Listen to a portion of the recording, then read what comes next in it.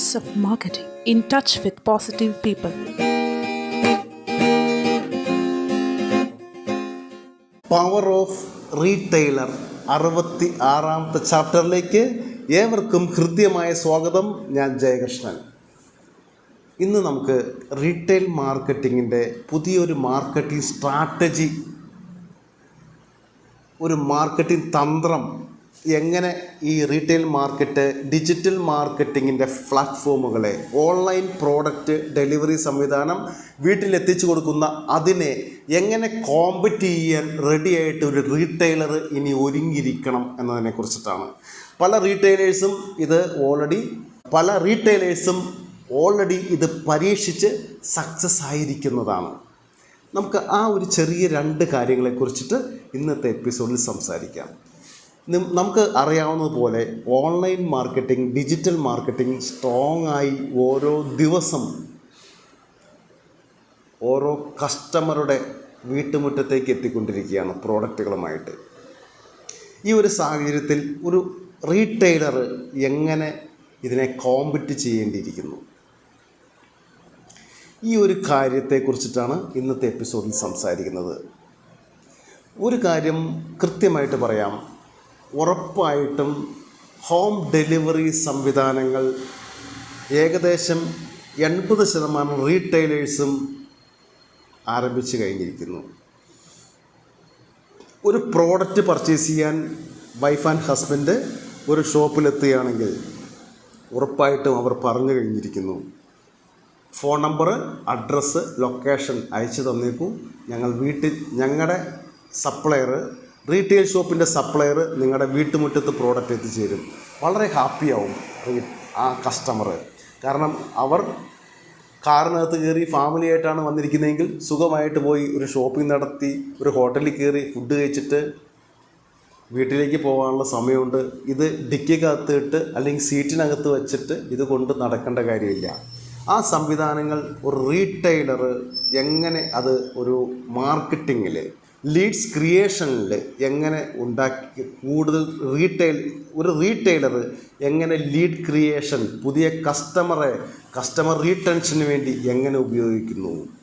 ഒപ്പം തന്നെ complaint policy, return policy, അവർ വാങ്ങിച്ച ഐറ്റം, ഫോൺ ചെയ്ത് എടുത്ത ഐറ്റം കൃത്യമായിട്ട് ആ പ്രോഡക്റ്റാവില്ല അവർക്ക് വേണ്ടത്. ഉടനടി തന്നെ ആ ഷോപ്പിലേക്ക് വിളിച്ച് പറഞ്ഞാൽ അവർ ആ പ്രോഡക്റ്റ് റീപ്ലേസ് ചെയ്ത് അവർ ഉദ്ദേശിക്കുന്ന പ്രോഡക്റ്റ് അവിടെ എത്തിച്ചു കൊടുക്കുന്ന സംവിധാനം, റിട്ടേൺ പോളിസി. അതുപോലെ തന്നെ ഒരു പ്രോബ്ലം വന്നു, കംപ്ലൈൻറ്റ് വന്നിട്ടുണ്ടെങ്കിൽ കസ്റ്റമറുടെ അടുത്തേക്ക്, കസ്റ്റമർ ആ റീറ്റെയിൽ ഷോപ്പിലേക്ക് പോകേണ്ട കാര്യമില്ല. വിളിച്ചു പറഞ്ഞിട്ടുണ്ടെങ്കിൽ ആ ഷോപ്പിലെ ഓണർ തൻ്റെ സ്റ്റാഫിനെയോ അല്ലെങ്കിൽ ഒരു വെഹിക്കിളോ വിട്ട് അത് തിരിച്ചെടുത്ത് അത് റീപ്ലേസ് ചെയ്ത് കൊടുക്കുന്ന സംവിധാനങ്ങൾ ശക്തമായി റീറ്റെയിൽ ഷോപ്പിൽ നടപ്പിലാക്കാൻ പറ്റുന്ന ഒരു സിസ്റ്റമാണ്. അതിപ്പോൾ പല റീറ്റെയിൽ ഷോപ്പുകാരും നടപ്പിലാക്കി സക്സസ് ആയിക്കൊണ്ടിരിക്കുകയാണ്. ഇതിലൂടെ നമുക്ക് കിട്ടുന്ന ബെനിഫിറ്റ് എന്ത്? ഓൺലൈൻ മാർക്കറ്റ് എന്താണ് ചെയ്തുകൊണ്ടിരിക്കുന്നത്? ആ പ്രോഡക്റ്റ് വേണ്ടെങ്കിൽ ഓൺലൈനിൽ നമ്മളൊരു പ്രോഡക്റ്റ് പർച്ചേസ് ചെയ്യാം. പുതിയ ഇഷ്ടം പോലെ വളരെയധികം പ്ലാറ്റ്ഫോമുകളുണ്ട്. അതിൻ്റെ പേരൊന്നും ഇവിടെ പറയാൻ ഉദ്ദേശിക്കുന്നില്ല. നമുക്ക് ഒരു പ്രോഡക്റ്റ് ഇഷ്ടപ്പെട്ടില്ലെങ്കിൽ അത് തിരിച്ചു കൊടുക്കുന്ന ഒരു സിസ്റ്റം പോലെ റീറ്റെയിൽ മാർക്കറ്റിങ്ങിലും അങ്ങനെ ഒരു സിസ്റ്റം ഇൻട്രൊഡ്യൂസ് ചെയ്യുന്നു. ഒരു റീറ്റെയിലറെ സംബന്ധിച്ചിടത്തോളം ആ റീറ്റെയിൽ ഷോപ്പിലേക്ക് വരുന്ന കസ്റ്റമർ ചിലപ്പോൾ റിലേറ്റീവ് ആവാം, നൈബർ ആവാം, അല്ലെങ്കിൽ ഇതൊന്നും അറിയില്ലാത്ത ആ റീറ്റെയിൽ ഷോപ്പിലേക്ക് ആദ്യം പർച്ചേസ് ചെയ്യാൻ വരുന്ന ഒരു കസ്റ്റമർ ആവാം.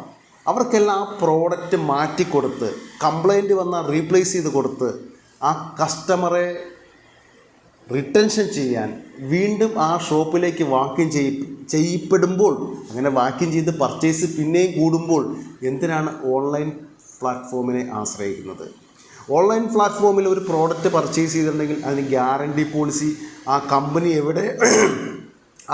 എവിടെയാണ് സ്ഥിതി ചെയ്യുന്നത് അവിടെ ഗ്യാരണ്ടിക്ക് വേണമെങ്കിൽ പോവേണ്ടി വരും. അല്ലെങ്കിൽ ഒരു റീറ്റെയിൽ ഷോപ്പുകാരൻ ചിലപ്പോൾ ആ പ്രോഡക്റ്റിൻ്റെ ഗ്യാരണ്ടി ഏറ്റെടുക്കാനും തയ്യാറാകില്ല. ഈ ഒരു സാഹചര്യത്തിൽ ഒരു റീറ്റെയിൽ ഷോപ്പ് ഈ തരത്തിലുള്ള 2 സംവിധാനങ്ങൾ ശക്തമായി ഹോം ഡെലിവറി സംവിധാനം, കംപ്ലൈൻറ്റ് പോളിസി സംവിധാനം, അതുപോലെ റീപ്ലേസ്മെൻറ്റ് പോളിസി സംവിധാനങ്ങൾ വരുമ്പോൾ, റിട്ടേൺ പോളിസി സംവിധാനങ്ങൾ വരുമ്പോൾ ആ കസ്റ്റമർ റിട്ടൻഷൻ കൂടുകയും കൂടുതലായിട്ട് റീറ്റെയിൽ ഷോപ്പിൽ നിന്ന് തന്നെ പർച്ചേസ് ചെയ്യാനുള്ള ഒരു പർച്ചേസിങ് പവർ ഒരു കൺസ്യൂമർ കൂടും എന്നുള്ള കാര്യത്തിൽ യാതൊരു മാറ്റവുമില്ല. ഇങ്ങനെ ചെയ്യുമ്പോൾ നമുക്കുണ്ടാകുന്ന കുറച്ച് സാമ്പത്തികമായ എക്സ്പെൻസുകൾ വന്നേക്കാം. ഒരു വെഹിക്കിൾ തൊട്ടടുത്ത ഓടുമ്പോൾ ഉള്ള എക്സ്പെൻസ്, പെട്രോൾ എക്സ്പെൻസ്, ചിലപ്പോൾ ഒരു ഡ്രൈവർക്ക് കൊടുക്കേണ്ട പൈസ, ഇതൊക്കെ കൂടുമെങ്കിലും കസ്റ്റമർ റീറ്റൻഷൻ കിട്ടുക എന്ന് പറഞ്ഞാൽ ആ ഫാമിലിയുടെ എന്ത് കാര്യങ്ങൾക്കും ആ ഷോപ്പിനെ ആശ്രയിച്ച് പർച്ചേസ് ചെയ്യുന്ന ഒരു സിസ്റ്റത്തിലേക്ക് വരുമ്പോൾ കുറച്ചുകൂടി ആ കസ്റ്റമറായിട്ട് ഇൻട്രാക്ട് ചെയ്യാനും കൂടുതൽ പർച്ചേസുകൾ ഫ്യൂച്ചറിൽ ആ കസ്റ്റമറിൽ നിന്നും ആ യൂസറിൽ നിന്നും ആ റീറ്റെയിൽ ഷോപ്പുകാരന് കിട്ടുകയും ചെയ്യുമ്പോൾ അവരുടെ ഗ്രോത്തും ബിസിനസ്സും ഉറപ്പായിട്ട് ഉയരും. ഒരു കാര്യം ഉറപ്പിക്കാം, അങ്ങനെയുള്ള ഒരു 50 കസ്റ്റമറിനെ ഒരു റീറ്റെയിൽ ഷോപ്പുകാരന് കിട്ടിയാൽ അത് ഉറപ്പായിട്ടും അയാളുടെ ഒരു മുതൽക്കൂട്ട് തന്നെയാണ്. അവർ ഓൺലൈൻ പർച്ചേസ് നിർത്തി ഈ രീതിയിൽ റീറ്റെയിൽ ഷോപ്പിൽ നിന്നും ആ ഒരു ഫെസിലിറ്റി ഒരു റീറ്റെയിലർ ചെയ്ത് കൊടുക്കുമ്പോൾ ഒരിക്കലും അതൊരു നഷ്ട കച്ചവടമായിട്ട് ഒരു റീറ്റെയിലർക്കും ഉറപ്പായിട്ടും മാറുകയില്ല. അത് ഫ്യൂച്ചറിൽ ഉറപ്പായിട്ടും ലാഭമായിട്ട് വരും. ഇന്നിപ്പോൾ ഓൺലൈൻ പ്ലാറ്റ്ഫോമിലൂടെ നിരന്തരം പർച്ചേസ് ചെയ്തുകൊണ്ടിരിക്കുന്ന അനവധി കസ്റ്റമേഴ്സ് ഉണ്ട്. അവർ വർഷങ്ങളായിട്ട് ആ പ്ലാറ്റ്ഫോമിലൂടെ എല്ലാ പ്രോഡക്റ്റും പർച്ചേസ് ചെയ്തുകൊണ്ടിരിക്കുന്നു.